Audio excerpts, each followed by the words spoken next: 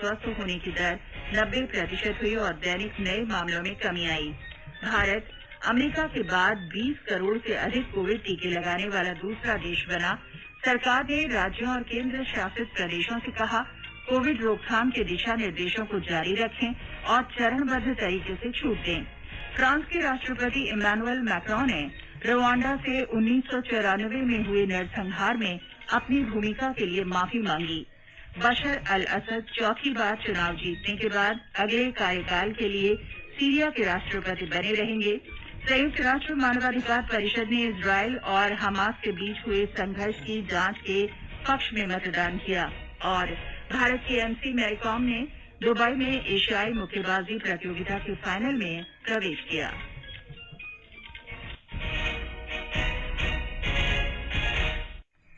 समाचार प्रभात में फरहत नाज के साथ मैं चंद्रिका जोशी। कोरोना संक्रमण को देखते हुए आपसे अपील है कि लापरवाही न बरतें, सभी एहतियाती उपायों का पालन करें और पहला टीका लगवा चुके 45 वर्ष से अधिक उम्र के लोग सही समय पर दूसरा टीका लगवाएं। 3 आसान उपायों का पालन करें और सुरक्षित रहें। मास्क लगाएं, 2 गज की सुरक्षित दूरी बनाए रखें, बार-बार हाथ धोएं और साफ सफाई रखें। और अब समाचार विस्तार से। प्रधानमंत्री नरेंद्र मोदी चक्रवात यास के प्रभाव का जायजा लेने के लिए आज ओडिशा और पश्चिम बंगाल का दौरा करेंगे। इन दोनों राज्यों में बड़े पैमाने पर राहत और बचाव कार्य चल रहे हैं। प्रधानमंत्री बालेश्वर, भद्रक और पूर्व मेदिनीपुर के तूफान प्रभावित इलाकों का विमान से सर्वेक्षण करेंगे। वे भुवनेश्वर में समीक्षा बैठक भी करेंगे। प्रधानमंत्री पश्चिम बंगाल के पश्चिमी मेदिनीपुर जिले में कलाईकुंडा में समीक्षा बैठक में भाग लेंगे, जिसमें राज्य की मुख्यमंत्री ममता बनर्जी भी शामिल होंगे। पश्चिम बंगाल सरकार ने शुरुआती अनुमानों में बताया है कि चक्रवात यास से 15,000 करोड़ रुपए का नुकसान हुआ है। केंद्र सरकार राज्य के लिए पहले ही 400 करोड़ रुपए से अधिक की राहत राशि घोषित कर चुकी है। इसके अलावा राज्य सरकार की ओर से मुख्यमंत्री ने राहत और मुआवजे के लिए 1,000 करोड़ रुपए के आवंटन की घोषणा की है। इससे पहले कल प्रधानमंत्री ने समीक्षा बैठक में चक्रवात से उत्पन्न चुनौतियों से निपटने में एजेंसियों की भूमिका की सराहना की। उन्होंने केंद्र और राज्यों की एजेंसियों से चक्रवात यास से प्रभावित इलाकों में सामान्य स्थिति की बहाली सुनिश्चित करने को कहा। बैठक में अधिकारियों ने चक्रवात से हुए नुकसान का आकलन और उससे संबंधित मामलों से निपटने के लिए की गई तैयारियों के बारे में जानकारी दी।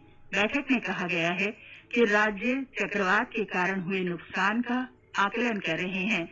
अधिकतर प्रभावित इलाकों में बिजली और संचार व्यवस्था बहाल कर दी गई है। उड़ीसा के मुख्यमंत्री नवीन पटनायक ने कल राज्य के चक्रवात प्रभावित क्षेत्रों का हवाई सर्वेक्षण किया। प्रभावित क्षेत्रों में पुनर्निर्माण का कार्य प्रगति पर है। उड़ीसा के उत्तरी जिलों में कुछ नदियां उफान पर हैं। इस बीच चक्रवात यास झारखंड और बिहार के मैदानी इलाकों में पहुंचने के बाद और कमजोर हो गया है और इस समय 809 किलोमीटर प्रति घंटे की रफ्तार से आगे बढ़ रहा है। हालांकि चक्रवात की भीषणता कम हो गई है और ये धीरे धीरे कमजोर पड़ता जा रहा है। फिर भी झारखंड के सभी जिलों में इसके प्रभाव से रुक रुक कर वर्षा हो रही है।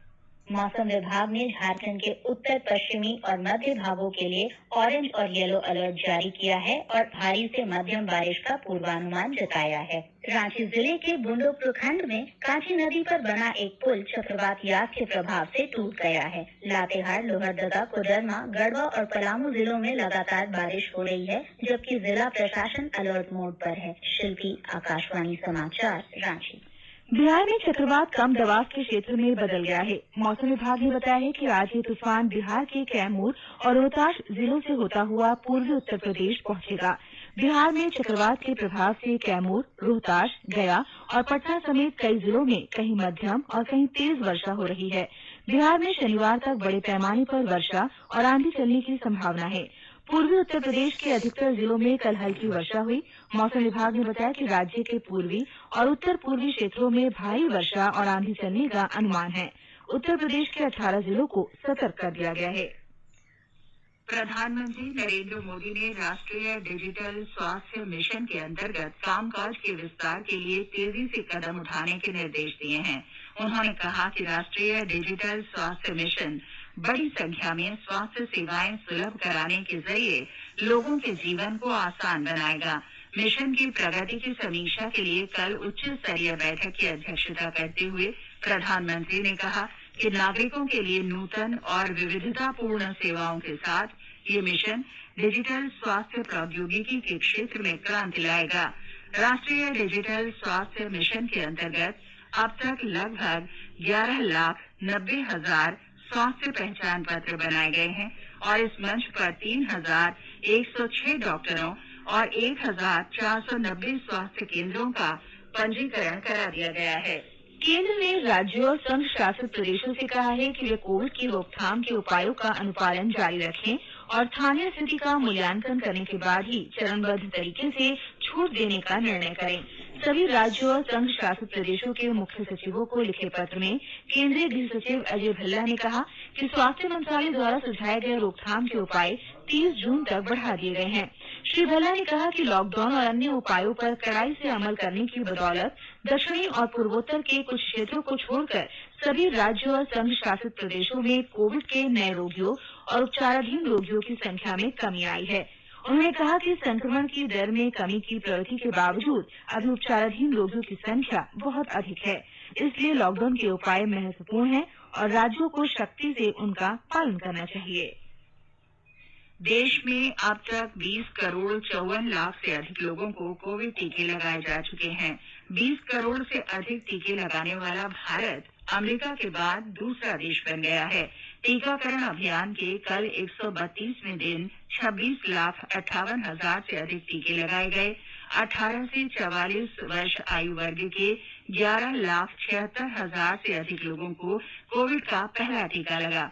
बिहार, गुजरात, मध्य प्रदेश, राजस्थान और उत्तर प्रदेश में 18 से 44 वर्ष की आयु वर्ग के 10 लाख से अधिक लोगों को कोविड टीके की पहली खुराक दी गई। केंद्र ने वरिष्ठ नागरिकों और दिव्यांगजनों के घर के नजदीक टीकाकरण केंद्र बनाए जाने के दिशा निर्देश जारी किए हैं।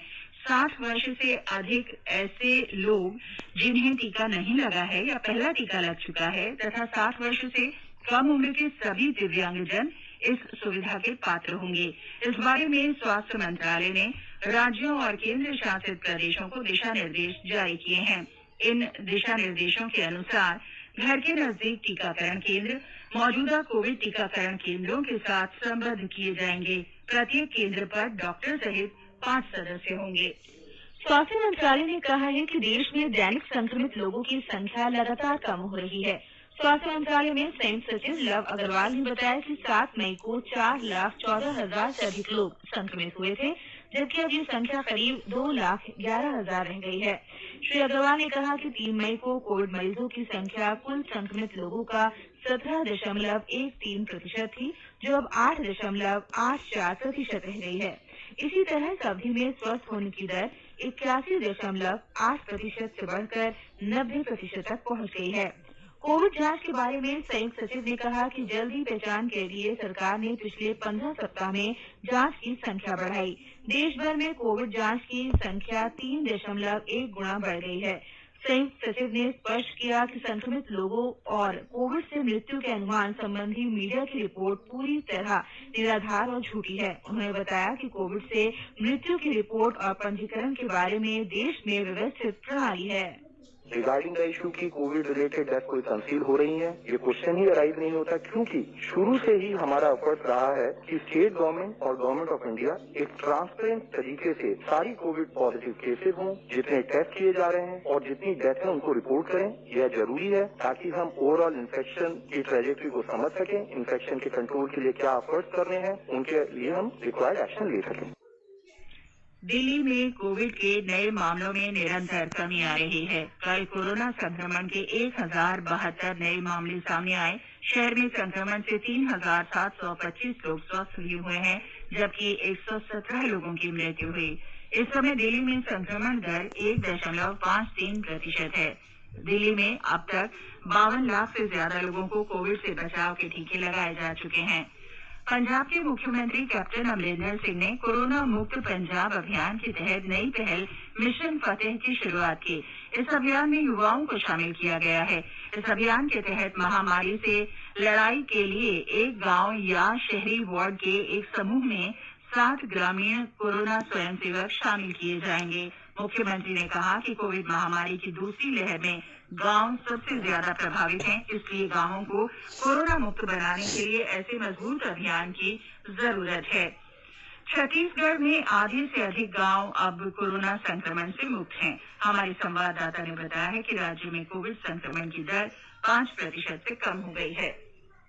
छत्तीसगढ़ में करीब 20,000 गांव हैं। राज्य शासन के अनुसार इनमें से लगभग 10,000 गांव कोरोना संक्रमण से पूरी तरह से मुक्त हो गए हैं। राज्य सरकार का कहना है कि जिला अस्पतालों से लेकर प्राथमिक स्वास्थ्य केंद्रों तक स्वास्थ्य अधोसंरचना को मजबूत किया गया है। ग्रामीण इलाकों में संदिग्ध कोरोना मरीजों को स्वास्थ्य विभाग द्वारा निःशुल्क रूप से दवाइयों की किट उपलब्ध कराई जा रही है। अब तक 18 लाख से अधिक संदिग्ध मरीजों को यह दवा किट प्रदान की गई है। औसत रूप से प्रतिदिन 70,000 से अधिक सैंपलों की जांच की जा रही है।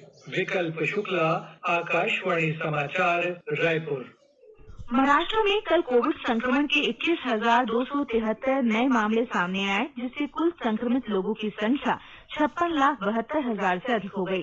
कोविड से स्वस्थ होने वालों की संख्या 52,76,000 से अधिक है, जबकि मृत्यु दर 1.63% है।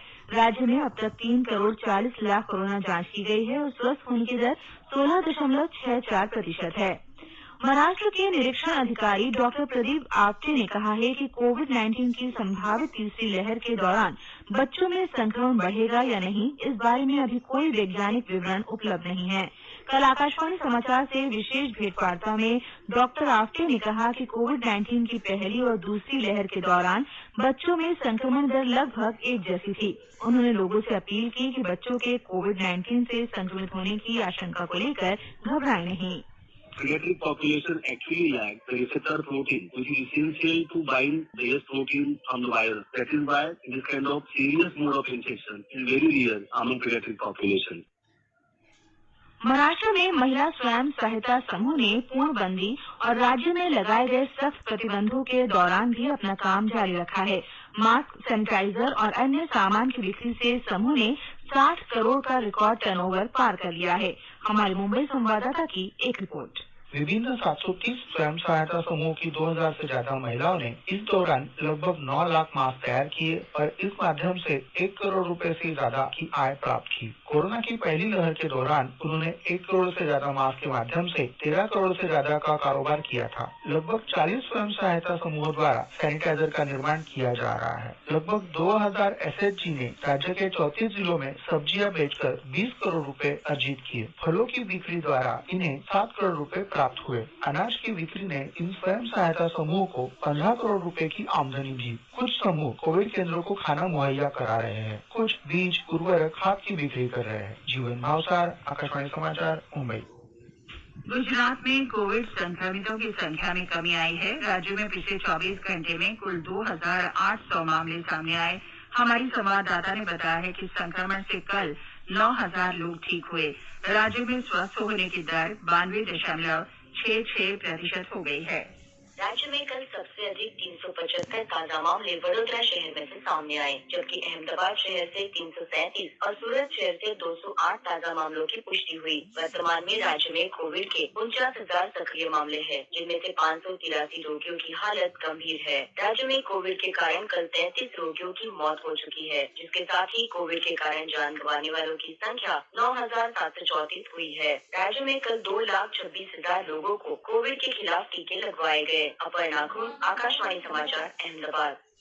इस बीच गुजरात में कोवैक्सीन टीका बनाने के औषधीय पदार्थ का उत्पादन जल्द शुरू हो जाएगा। गुजरात सरकार के विज्ञान और प्रौद्योगिकी मंत्रालय के स्वायत्त संस्थान गुजरात जैव प्रौद्योगिकी अनुसंधान केंद्र ने भारत बायोटेक लिमिटेड के साथ कल इस बारे में समझौता किया।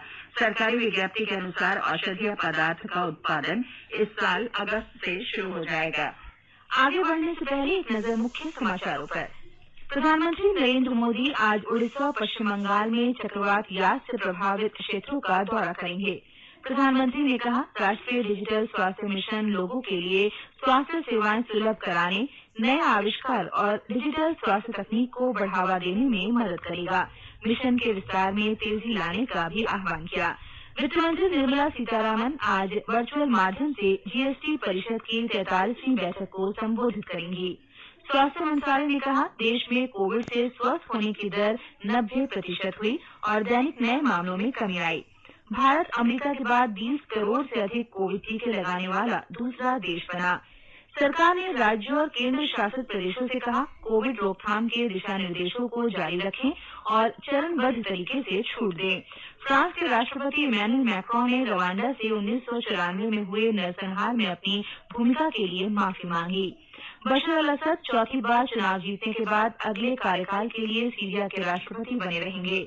संयुक्त राष्ट्र मानवाधिकार देश के सागर जिले में देखने को मिला, जहां जिले के ग्राम रिछोड़ा में प्राथमिक शासकीय शिक्षक ने कोरोना काल में भी बच्चों को घर घर जाकर पढ़ाया। इस दौरान उन्होंने कोरोना से बचाव के लिए ग्रामीणों को निःशुल्क मास्क भी वितरित किए। कोरोना काल में बच्चों की पढ़ाई प्रभावित हो रही थी, तो मैंने गरीब बच्चों के लिए कुछ नया करने का सोचा, तो हमने स्वयं स्कूटी के चलता फिरता विद्यालय का स्वरूप देकर बच्चों की पढ़ाई प्रारंभ कर दी। बच्चों की पढ़ाई प्रारंभ होगी, इनका लाश नहीं हो रहा है और सभी बच्चे पढ़ रहे हैं और लाभ ले रहे हैं। शिक्षक चंद्रहास के इन प्रयासों का ही परिणाम है कि संकट काल में भी रिछोड़ा ग्राम के बच्चों की शिक्षा बंद नहीं हुई है। पंजाबी वर्जन आकाशवाणी समाचार भोपाल।